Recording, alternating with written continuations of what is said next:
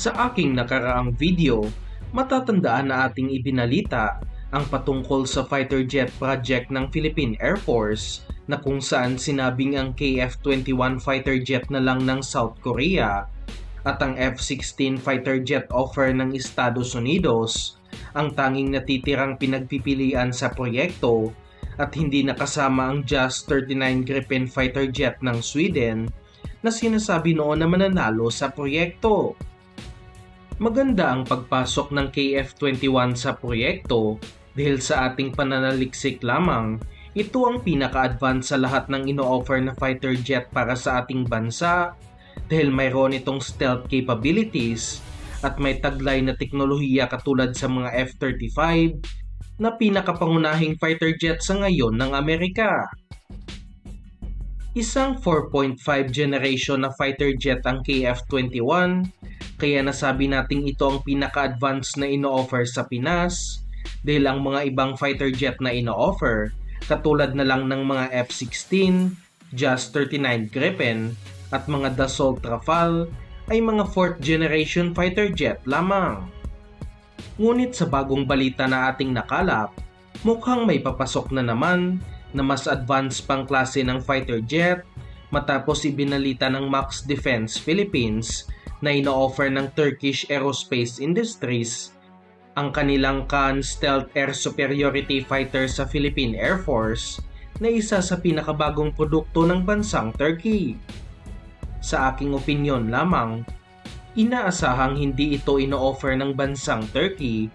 upang makipaglaban sa KF-21 ng South Korea at ng F-16 Viper ng Estados Unidos dahil na rin nasa development stage pa lamang ang mga Khan Stealth Air Superiority Fighter at nitong taong 2024 pa lamang ang unang flight ng naturang aircraft.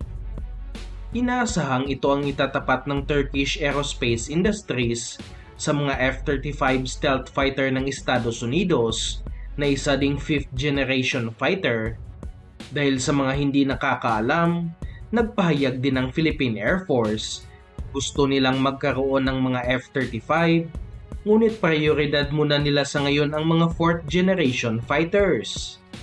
Kung inyong iniisip na baka hindi magandang produkto ang gawa ng Turkish Aerospace Industries, ay hindi makatotohanan ito dahil kasama nitong gumawa sa mga Khan stealth fighters ang British Defense Company na BAE Systems na tumulong din sa paggawa ng mga F-35 pati na rin sa mga Eurofighter Typhoon na pangunahing fighter jet sa buong Europa. Maliban pa dito, ang Turkish Aerospace Industries din ang may gawa ng mga T-129 attack helicopters na nabili ng ating bansa noong administrasyon ni Pangulong Duterte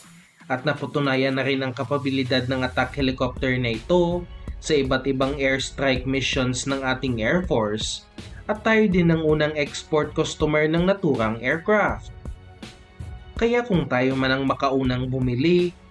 ng mga Khan Air Superiority Fighter,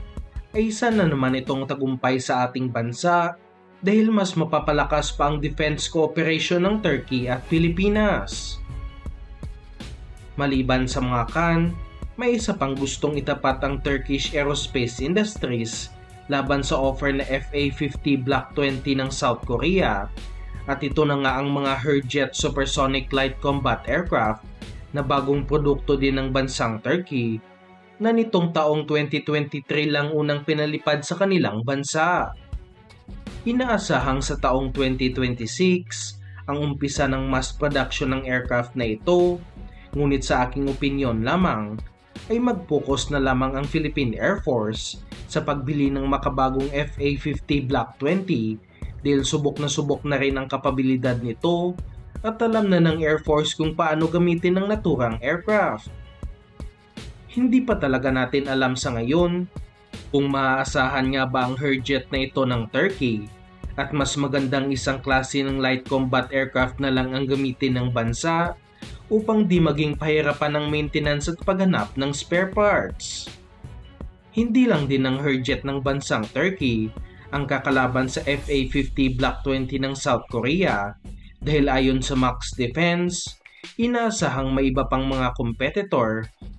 katulad na lang ng T-7 Red Hawk Light Combat Aircraft. Magkasamang ginawa ng Boeing Aerospace ng Estados Unidos at ng Saab ng bansang Sweden ng naturang aircraft at kasalukuyan na itong ino-operate ng United States Air Force dahil ito ang papalit sa kanilang T-38 Talon aircraft na simula pa noong 1960s na nagsiserbisyo sa kanilang Air Force. Wala pa din tayong masyadong alam sa ngayon kung ano ang kapabilidad ng aircraft na ito,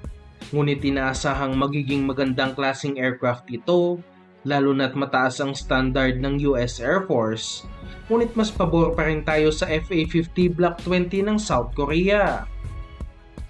Ang isa pang inaasahang kasali sa proyekto ay ang Leonardo M346 fighter attack aircraft ng Italia at isa din ito sa kanilang mga bagong produkto na na-introduce lang nitong taong 2015 at marami-rami na ring bansang nag-ooperate ng naturang aircraft. Sa kasalukuyan, nasa 6 na bansa na ang gumagamit nito at nasa 6 pang bansa ang inaasahan na magsasagawa ng panibagong order na nagpapatunay sa pagiging magandang aircraft na ito ng Leonardo. Ilang beses na rin nanalo ang Leonardo sa mga proyekto ng AFP Modernization Program na kung saan nakapag-deliver sila noon, katulad na lang ng mga Agusta Westland AW109 utility helicopter na pangunahing helicopter ngayon sa Philippine Navy na nakadeploy sa kanilang iba't ibang vessels, at ang mga Agusta Westland AW159 anti-submarine helicopters na naka-assign naman sa ating mga Rizal-class frigates. Sa ngayon, nakadepende na rin sa Philippine Air Force kung anong kanilang pipiliin, at ang importante lamang dito ay mahanapan ito ng pondo ng Philippine government dahil ito lang naman ang nagpapadelay sa modernization program.